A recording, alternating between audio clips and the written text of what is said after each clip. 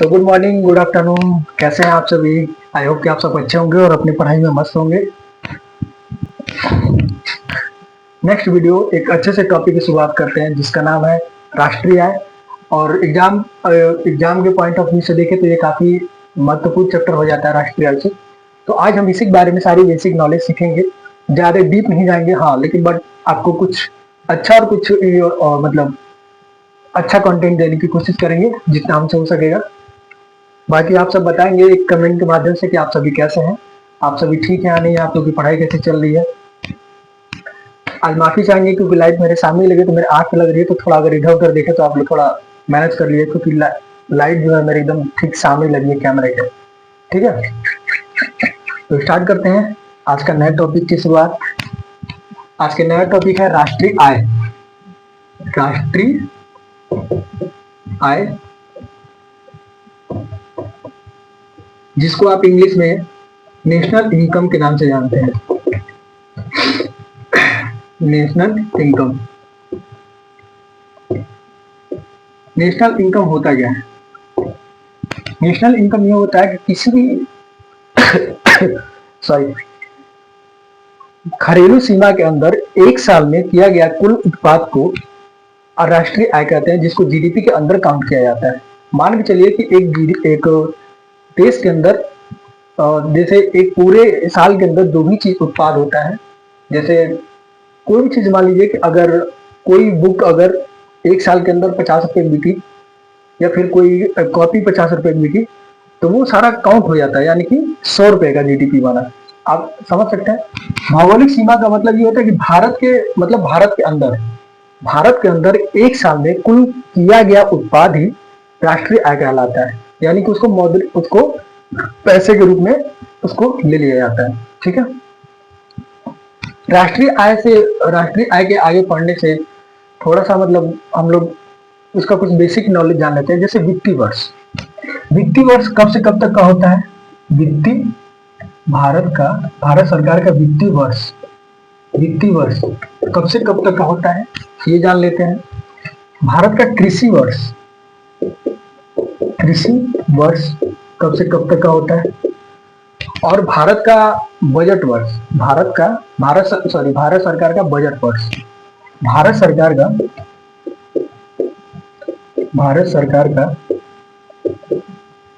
Budget वर्ष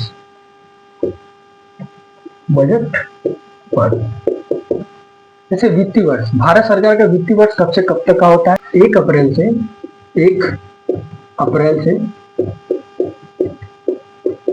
31 मार्च तक होता है। और ध्यान रहे, आरबीआई का लेखा वर्ष भी 1 अप्रैल से 31 मार्च का ही होता है। आरबीआई का कृषि वर्ष का होता है 1 जुलाई से 30 मार्च तक। 1 जुलाई से 30 मार्च तक। अब आता है बजट वर्ष। बजट वर्ष 1 अप्रैल से 31 मार्च का होता है। सॉरी ये 30 जून तक का होता है। ये 30 जून तक का होता है। इसका होता है 1 अप्रैल से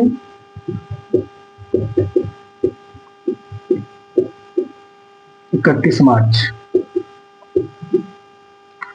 आपसे राष्ट्रीय आय में एग्जाम के पॉइंट ऑफ व्यू से पूछ लिया जाता है कि भारत सरकार का वित्तीय वर्ष कब से कब तक का होता है, कृषि वर्ष कब से कब तक का होता है, और बजट वर्ष कब से कब तक का होता है। तो वित्तीय वर्ष 1 अप्रैल से 31 मार्च तक का होता है, कृषि वर्ष 1 अप्रैल से 30 जून तक का होता है, और बजट वर्ष 1 अप्रैल से 31 मार्च तक का होता है। ठीक है, अब हम थोड़ा समझ लेते हैं उत्पादक के कारक या साधन। ज्यादातर उत्पादन के कारक या साधन के बारे में हम लोग से पूछा जाता है। उत्पादन के साधन लेते हैं कि उत्पादन के कारक क्या होते हैं। उत्पादन के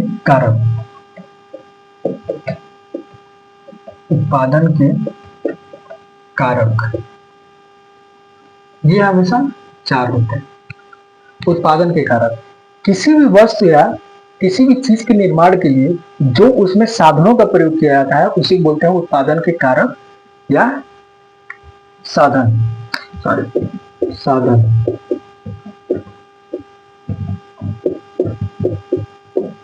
किसी भी वस्तु के निर्माण में जिस चीजों का हम प्रयोग करते हैं उसी को बोलते हैं कारक या साधन। जैसे मान लीजिए कि अगर हमें किसी भी चीज की, मान लीजिए अगर हमें शर्ट बनानी है तो सबसे पहले हम किसी फैक्ट्री का पहले वो करेंगे ना, पहले फैक्ट्री का पहले व्यवस्था करेंगे कि हम फैक्ट्री कहाँ लगाएंगे। तो उसके लिए हमें पहले क्या चाहिए, भूमि चाहिए, फिर उसमें काम करने वाले लोगों की मजदूरी चाहिए, समझ रहे हैं। तो उसी प्रकार के 4 कारक होते हैं। कौन कौन से होते हैं? पहला होता है भूमि, दूसरा होता है श्रम, तीसरा होता है पूंजी, चौथा है उद्यमशीलता।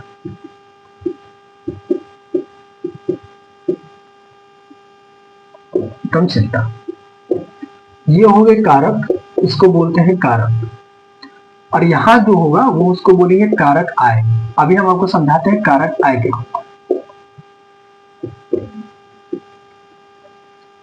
किसी वस्तु या निर्माण में, किसी वस्तु के निर्माण में उपयोग होने वाले जो भी साधन होते हैं उसी को कारक बोलते हैं। जैसे भूमि, श्रम, पूंजी, उद्यमशीलता।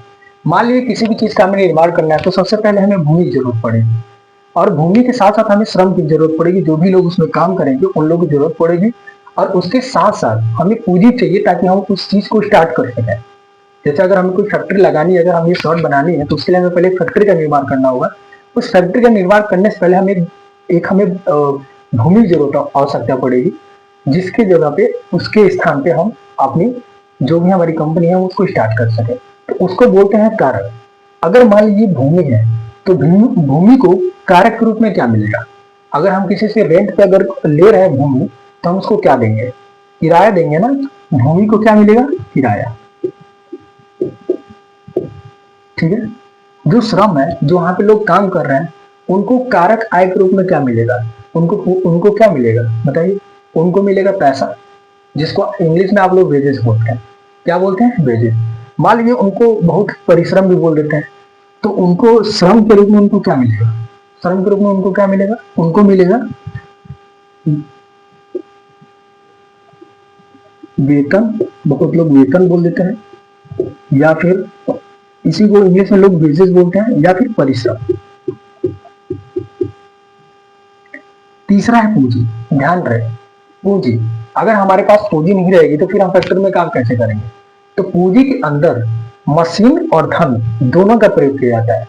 पूंजी के अंदर मशीन और धन दोनों का प्रयोग होता है। ठीक है।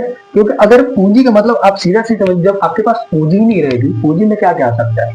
धन आएगा और मशीन आएगा। क्योंकि जब वो दोनों चीज रहेगी तभी तो आपकी पूंजी बनेगी ना। उसी से तो आप जो भी चीज स्टार्ट करना चाहते हैं आप स्टार्ट कर पाएंगे। तो पूंजी के अंदर आता है धन और प्लस मशीन, ये दोनों आता है। और जब मेरे पास धन और मशीन जब दोनों ही नहीं रहेगी तो हम किसके पास जाएंगे?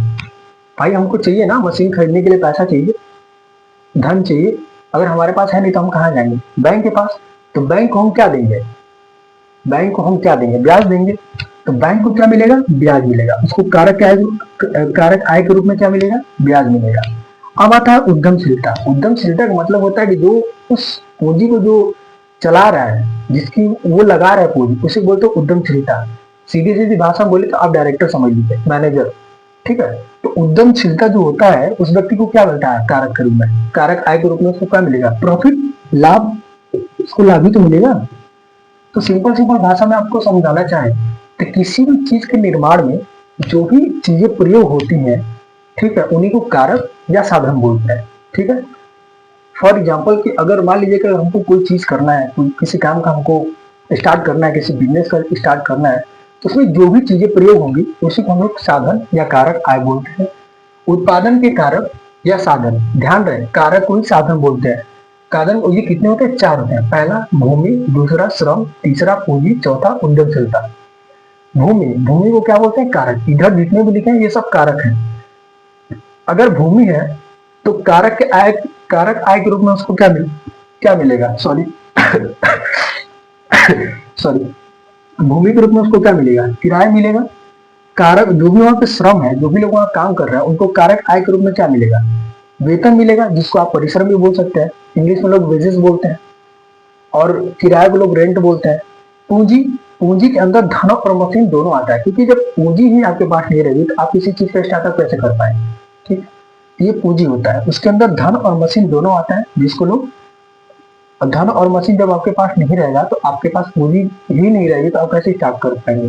तो उसके लिए आपको पूंजी के लिए आपको जाना पड़ेगा बैंक के पास, और बैंक को कारक आय के रूप में क्या मिलता है, अगर आप किसी बैंक से पैसा लेंगे तो उसको क्या देंगे, आप ब्याज ही तो देंगे ना।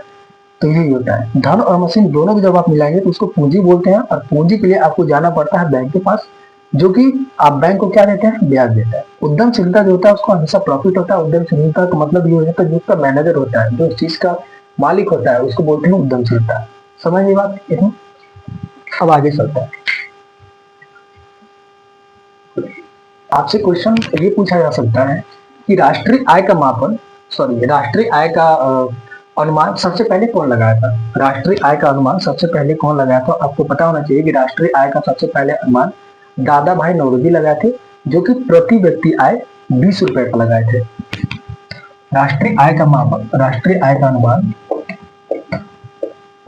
राष्ट्रीय आय का अनुमान, आय का अनुमान दादा भाई नौरोजी लगाए थे, नौरोजी लगाए थे। और कितना रुपए लगाए थे, 20 रुपए प्रति व्यक्ति का लगाए थे। और कितने, कब लगाए थे, 1867 में, 67 से 68 मान लीजिए, इसी के बीच में लगाए थे। अभी हमको एग्जैक्ट नहीं याद है, लेकिन हमको जहां तक याद है कि 1867 में प्रति व्यक्ति आय दादा भाई नौरोजी लगाए थे, 1867 में। ठीक है, और पूछे कि कितना रुपए लगाए थे, तो 20 रुपए लगाए थे। राष्ट्रीय आय का अनुमान सर्वप्रथम दादा भाई नौरोजी लगाए थे, और 20 रुपए का वो भी कब लगाए थे, 1867 में अनुमान लगाए थे। अच्छा, दादा भाई नौरोजी की एक बुक भी है, दादा भाई नौरोजी की एक बुक है जिनको बोलते हैं प्रॉवर्टी, जिनको बोलते हैं poverty, sorry poverty and un British rule in India, rule in India. हमारी इंग्लिश थोड़ी वीक है, आप लोग सही कर लीजिएगा, un British rule in India. ठीक है। अच्छा, इनका सिद्धांत क्या था, सिद्धांत, इनका सिद्धांत था धन निकासी सिद्धांत, धन निकासी सिद्धांत। अब आपसे ये पूछा जा सकता है कि राष्ट्रीय आय का वैज्ञानिक अनुमान किसने लगाया था। राष्ट्रीय आय का वैज्ञानिक अनुमान, सॉरी वैज्ञानिक अनुमान लगाए थे डॉक्टर DK राव जी, और कितना रुपए लगाए थे, 62 रुपए का अनुमान लगाए थे। वैज्ञानिक अनुमान डॉक्टर VK राव जी लगाए थे, 62 रुपए लगाए थे। और जब पूछे राष्ट्रीय आय का पहली बार अनुमान को लगाया था, तो दादा भाई नौरोजी कितने रुपए लगाए थे, तो 20 रुपए लगाए थे। कब लगाए थे, तो 1867 में लगाए थे। ठीक है। दादा भाई नौरोजी की बुक आती है जिसको बोलते हैं poverty on British rule in India. ठीक है। इनका सिद्धांत क्या था, धन निकासी का सिद्धांत इन्होंने दिया था दादा भाई नौरोजी। और जब वैज्ञानिक अनुमान पूछे तो डॉक्टर VK राव जी लगाए थे, और कितना रुपए लगाए थे, तो 62 रुपए लगाए थे। ठीक है। अब आपसे ये पूछा जा सकता है कि राष्ट्रीय आय का मापन कौन करता है। राष्ट्रीय आय का मापन, तो राष्ट्रीय आय का मापन NSO द्वारा किया जाता है, NSO द्वारा। ठीक है। ये राष्ट्रीय आय का अनुमान लगाया जाता है, सॉरी राष्ट्रीय आय का मापन किया जाता है NSO द्वारा। अच्छा, अगर आपसे ये पूछे कि राष्ट्रीय आय का फॉर्मूला क्या होता है, इसको मापन का फॉर्मूला क्या होता है, कैसे आप आप प्रति व्यक्ति आय का फॉर्मूला आप कैसे बता सकते हैं कि राष्ट्रीय आय का फॉर्मूला क्या होता है। तो उसका फॉर्मूला होता है कि कुल जनसंख्या, सॉरी राष्ट्रीय आय अपन कुल जनसंख्या, ये होता है। इसका प्रति व्यक्ति आय का फॉर्मूला क्या होता है, प्रति व्यक्ति आय, आय का फॉर्मूला होता है राष्ट्रीय आय बटा कुल जनसंख्या, कुल जनसंख्या। यानी कि प्रति व्यक्ति आय अगर आपको पता करना है तो पूरा राष्ट्रीय आय ऊपर रखिए और नीचे कुल जनसंख्या रखेंगे तो आपको पता चल जाएगा। ठीक है, देखिए राष्ट्रीय मतलब किसी राष्ट्र की एक वित्तीय वर्ष में उत्पादक कुल सामग्री का टोटल कारक आय ही आपका राष्ट्रीय आय कहलाता है। फिर से हमारे बात ध्यान से सुनिए, किसी राष्ट्र के एक वित्तीय वर्ष में उत्पादक कुल कारक यानी कि कुल सामग्री के टोटल कारक आय का योग होता है। समझ रहे आप हमारी बात? यानी कि किसी भी देश के अंदर उसके अंदर एक साल में जितना भी उत्पाद हुआ है उसके टोटल कारक आय का योग ही राष्ट्रीय आय कहलाता है। हम लोग समझ लेते हैं कि राष्ट्रीय आय की मापन विधियां राष्ट्रीय आय की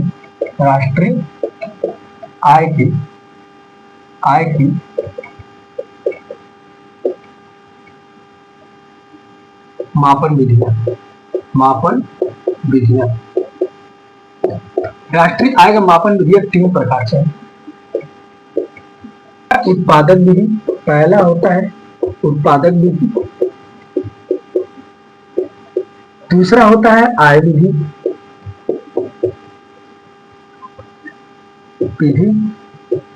तीसरा होता है व्यय विधि।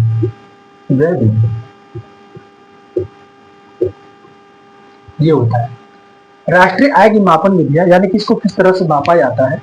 तो पहला होता है उत्पादक विधि, दूसरा होता है आय विधि, तीसरा होता है व्यय विधि।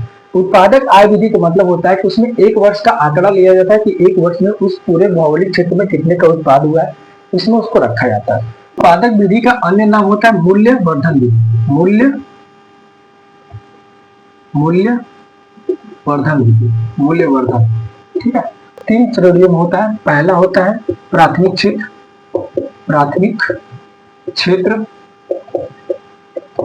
दूसरा द्वितीय क्षेत्र,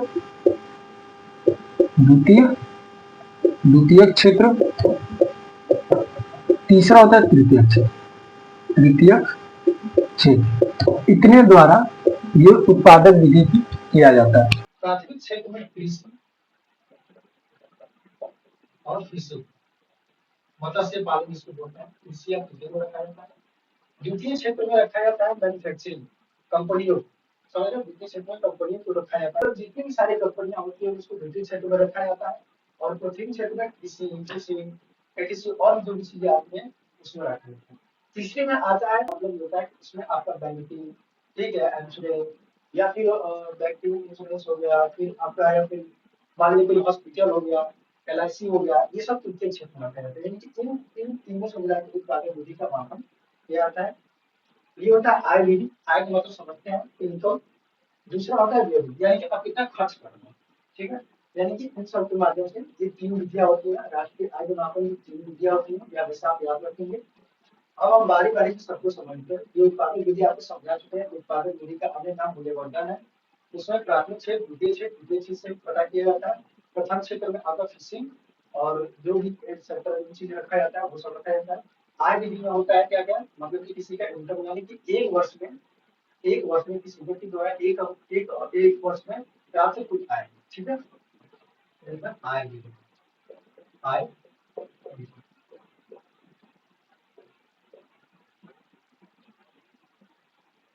नाम है कारक आय, जिसको बोलते हैं कारक आय। कारक है, अभी हमको थोड़ी देर पहले जब स्टार्टिंग में समझा रहे तो आपको बता दें कि कारक क्या है और कारक आय क्या होता है। कारक का मतलब ये होता है कि जिससे मतलब कारक आय में 4 आते हैं, जैसे भूमि, श्रम, पूंजी और उद्यम सुविधा। आपको मैंने बताया था पहले ही, उसको बोलते हैं कारक। उस कारक आय से जो चीजें हमें प्राप्त होगी उसको बोलते हैं कारक है। जैसे भूमि से हमको क्या प्राप्त होगा, किराया मिलेगा। अगर भूमि में किसी को रेंट देना तो किराया मिलेगा। दूसरा श्रम, जिसमें मजदूरी करेगा उसको क्या मिलेगा, पैसा मिलेगा। तीसरा क्या था, पूंजी। पूंजी में क्या था, धन और मशीन दोनों आते हैं, क्योंकि जब तक वो आपके दोनों पास रहेंगे नहीं तब तक आपके पास पूंजी नहीं रहेगी। अगर पूंजी मिलेगी तो पूंजी के लिए आप कहीं जाएंगे, बैंक के पास जाएंगे, तो बैंक आपको क्या देगा, पैसा। तो आप उसको पूंजी कारक आय के रूप में आप उसको क्या देंगे, उसको ब्याज ही तो देंगे, तभी तो उसको कारक आय हो गया। आय का मतलब इनकम होता है, यानी कि पैसा। तीसरा था उद्यम संहिता। उद्यम संहिता का मतलब ये था कि मैनेजर, समझ रहे आप मैनेजर। तो मैनेजर को क्या मिलता है, हमेशा प्रॉफिट ही मिलता है या फिर लॉस भी हो सकता है, कोई जरूरत नहीं, लेकिन हमेशा यहाँ पर तो देश के नागरिक द्वारा किसी देश के नागरिक द्वारा एक वित्तीय वर्ष में प्राप्त कुल आय ही आय कारक कहलाता है। ठीक है, प्राप्त आय कारक कैसे हो सकता है? जैसे मान लीजिए कि वही बात है, कैसे वो प्राप्त करेगा आय? चार ही तरह से ना, या तो वो श्रम करे, या फिर उसके पास भूमि है, या फिर उसके पास पूंजी है, या फिर वो ऊपर से होता है। इसलिए ये होता है आय विधि। अब होता है व्यय विधि। व्यय विधि, व्यय विधि किसी भी देश के नागरिक के द्वारा एक साल में किया गया कुल खर्च, एक साल में किया गया कुल खर्च ही हमारा व्यय विधि कहलाता है। व्यय विधि का एक फार्मूला होता है, व्यय विधि का एक फार्मूला होता है। ये फार्मूला क्या है? सी प्लस जी प्लस आई प्लस एक्स माइनस एम। ये एक्स माइनस एम है, एक्स माइनस एम। सी का मतलब होता है यहाँ पर कंजप्शन, इंग्लिश में बोल रहे हैं, आप लिख लीजिएगा। सॉरी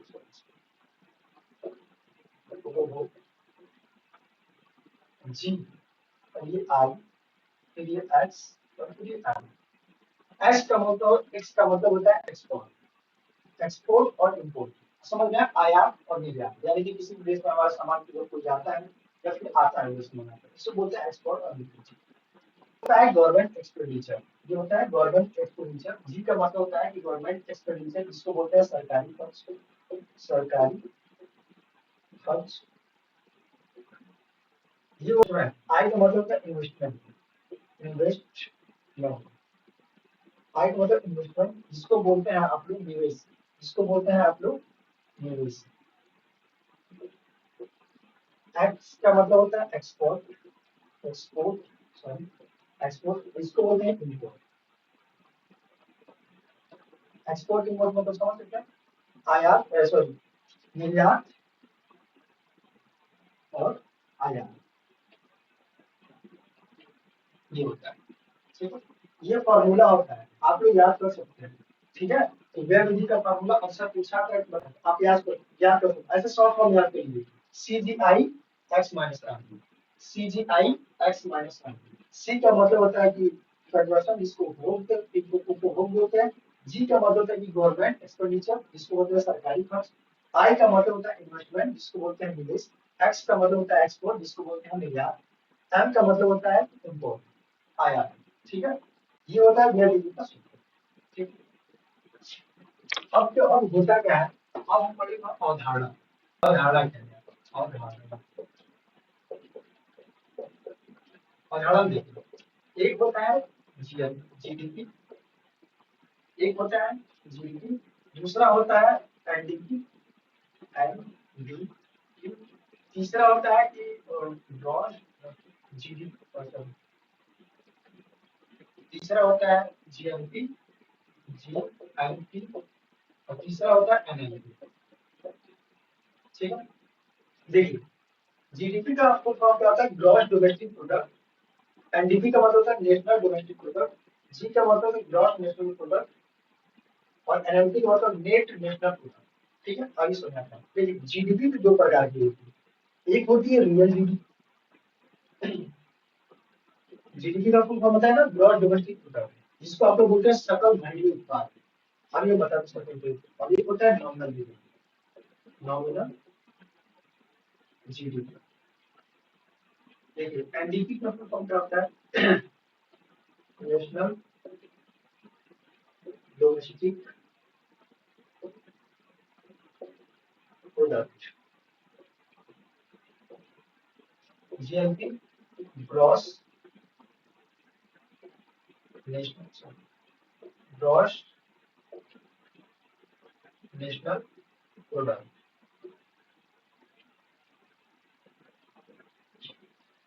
तीसरा होता है नेट नेशनल प्रोडक्ट।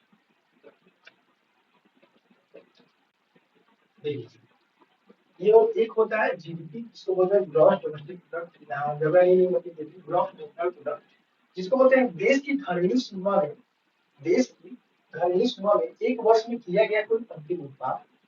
देश की घरेलू सीमा में एक वर्ष में किया गया कुल अंतिम उत्पाद, या यह देश के नागरिकों द्वारा या अन्य विदेशियों द्वारा। बात हमारी बात सुनिए, जैसे मान लीजिए एक मेरा घर इंडिया में, हो सकता है कि फ्यूचर में मेरा घर कहीं बाहर इंडिया से बाहर। तो उसके कहने का मतलब ये है कि अगर हम इंडिया में भी कहीं बाहर के कोई उत्पाद करेंगे तो वो जीडीपी के अंदर ही काम होगा। मेरे कहने का मतलब ये है कि एक वर्ष में किया गया कुल अंतिम उत्पाद किसी देश के द्वारा, किसी देश के नागरिक द्वारा या विदेशियों द्वारा किसके अंदर काम होता है, जीडीपी के अंदर काम होता है। ठीक है, तो ये जीडीपी का मतलब है। अब हम समझ लेते हैं रियल जीडीपी क्या होती है और नॉमिनल जीडीपी क्या होती है। ठीक है,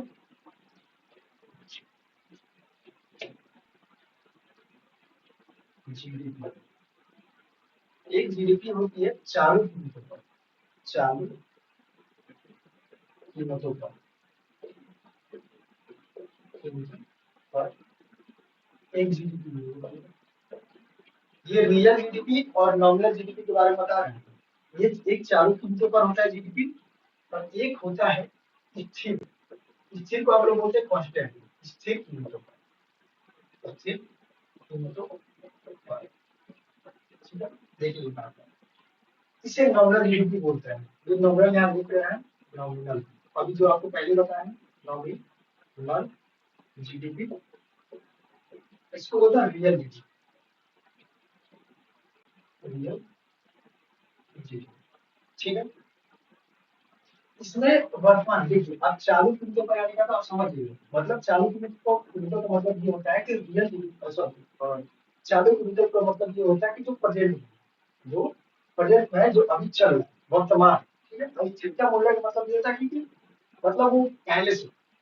एग्जाम्पल पर मान लीजिए कि इस टाइम पे और फाइनेंशियल ईयर मान लीजिए कि 2025-26 की बात कर रहे हैं,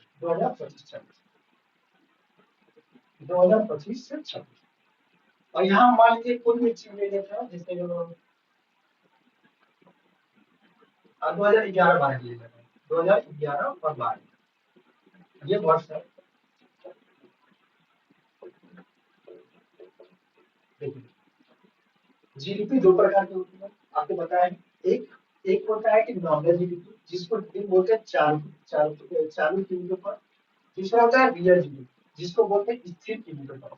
यानी कि इस कीमतों पर पता लगाया जाता है कि रियल जीडीपी कैसे पता लगा सकते हैं आप, और नॉमिनल जीडीपी आप कैसे पता लगा सकते हैं। 100 शर्ट है, 100 शर्ट है,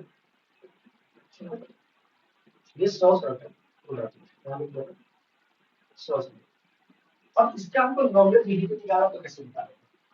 100 शर्ट है, 100 शर्ट का आपको नॉमिनल जीडीपी निकाला है, तो उसका कैसे निकालेंगे? आपको पहले बता चुके जीडीपी दो प्रकार की होती है, एक चालू कीमतों पर यानी जिसको नॉमिनल जीडीपी बोलते हैं, सेकंड होता है स्थिर कीमतों पर या जिसको रियल जीडीपी बोलते हैं। वर्ष हम लेनी है, चालू कीमतों का मतलब होता है कि वर्तमान में, यानी कि आज के टाइम पर अगर आपको नॉमिनल जीडीपी निकालना हो तो आप कैसे निकालेंगे, और स्थिर कीमतों बताएंगे। मान लीजिए एक वर्ष लीजिए 2025-26 में, मान लीजिए 100 शर्ट है, 100 शर्ट है। अब 100 शर्ट में एक शर्ट की कीमत है 200, एक शर्ट की कीमत है 200 रुपया।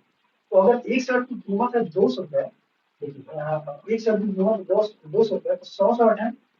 अब 100 शर्ट में गुणा करेंगे 200, 200, ठीक है। तो ये 2 × 2 और ये 4 जीरो आ गया, कितना हो गया 20,000। 20,000 ये हो गया आपका नॉमिनल जीडीपी। यानी कि आपसे ये पता चलेगा कि इसकी जीडीपी कितनी आई है, नॉमिनल जीडीपी कितनी आई है, 20,000। ठीक है, ये चालू की कीमतों को बता रहे हैं। ये चालू कीमतों पर हम आपको बता रहे हैं कि अगर आपको चालू कीमतों पर नॉमिनल जीडीपी निकालना है तो आप ऐसे निकालेंगे कि अगर 2025-26 में कोई एक शर्त बनी, 2025-26 में कोई शर्त बने, मान लीजिए 100 शर्ट है, 100 शर्ट बना, उस 100 शर्ट जो है उसकी एक शर्ट की कीमत है 200 रुपए। ध्यान से हमारी बात सुनिए, एक शर्ट की कीमत है 200 रुपए। तो आप उसका नॉमिनल जीडीपी कैसे निकालेंगे? जीडीपी ऐसे ही निकाला जाता है कि अगर एक 100 शर्ट बना है, अगर एक शर्ट की कीमत 200 रुपए है, तो 200 शर्ट मतलब 100 शर्ट का फिर कितना आ जाएगा, 20,000। ये निकला आपका नॉमिनल जीडीपी। अब आते हैं इस रियल जीडीपी। अगर मान लीजिए यहाँ पे ये बना 100 शर्ट, मान चलिए यहाँ पे 100 शर्ट बना, ठीक है, 100 शर्ट। और उस टाइम पे 2011-12 में, 2011-12 में एक शर्ट की कीमत है 100 रुपए, एक शर्ट की कीमत है 100 रुपए। तो आप उस टाइम पर रियल जीडीपी कैसे निकालेंगे? तो रियल जीडीपी उस टाइम पे क्या थी, उस टाइम पे अगर एक शर्ट की कीमत 100 रुपए है और एक शर्ट की कीमत आपका 100 रुपए ही था उस टाइम पे। कब की बात कर रहे हैं, 2011 और 2012। ठीक है, ध्यान दीजिएगा, ये स्थिर कीमतों का मतलब यही होता है कि जो पहले का, यानी कि वो कांस्टेंट है। और ये यहाँ लिखा है चालू कीमतों पर, यानी कि जो अभी चल रहा है प्रेजेंट में 2025-26 के बाद बता रहे हैं। तो इस टाइम पे आप अगर मान जरूरी नहीं है कि 100 शर्ट की कीमत 100 शर्ट की यानी एक शर्ट की कीमत 200 रुपया, आप कुछ भी कर सकते हैं अपने हिसाब से, तो उससे आपको पता चलेगा कि इस टाइम पे नॉर्मल जीडीपी क्या है। यहाँ पे फिल्टर बता रहे हैं, अगर यहाँ पे 100 शर्ट बने 2011-12 में 100 शर्ट बने और एक शर्ट की कीमत 200 रुपया है, 100 शर्ट की कीमत कितनी हो जाएगी? तो 100 शर्ट, ये तो 100 शर्ट हो गया इंटू ये एक शर्ट की कीमत, इसको हम मल्टीप्लाई करते हैं तो पूरा करेंगे एक, ये कितना हो जाएगा 10,000। 10,000 ये जीडीपी का कौन सा रियल जीडीपी है मतलब आपका, ठीक है। यानी आप पता लगा सकते हैं कि नॉमिनल जीडीपी कितना है और रियल जीडीपी कितना है, ऐसे आप पता लगा सकते हैं। हो सकता है कि आपके हिसाब से इसका प्राइस पूछा और आप रख के ऐसे निकाल सकते हैं। तो अगर उस टाइम पे 2011-12 में 100 शर्ट बनी है, इसका रियल जीडीपी कैसे पता हम लोग करेंगे? तो आप ऐसे पता कर सकते हैं कि अगर उस टाइम पे 2011-12 में 100 शर्ट बनी थी, तो एक शर्ट की कीमत कितनी थी, तो आप ऐसे गुणा करके आप पता लगा सकते हैं कि इस टाइम पर रियल जीडीपी क्या थी। अगर आपको नॉमिनल जीडीपी पता करना है, तो नॉमिनल जीडीपी का मतलब होता है कि चालू कीमत पर पता लगाया जाता है, ठीक है। ऐसा नहीं कि आप किसी और मतलब कुछ मत कीजिए, किसी और टाइप के मत कर लीजिएगा। नॉमिनल जीडीपी का मतलब ये होता है कि चालू कीमत पर आप पता लगाएं, जिसको 2025-26 आप वर्ष मान सकते हैं, या फिर जो भी ईयर आपका चल रहा हो आप उसे रख लीजिए। आप देख लीजिए कितना बढ़ा है। मान लीजिए इस टाइम पे 100 शर्ट उत्पादन हुआ और इस शर्ट की कीमत 200 रुपया है, तो नॉमिनल जीडीपी कितनी आएगी? 20,000। ये होता है जो जीडीपी, जो क्या है जो जीडीपी आपको समझाएं।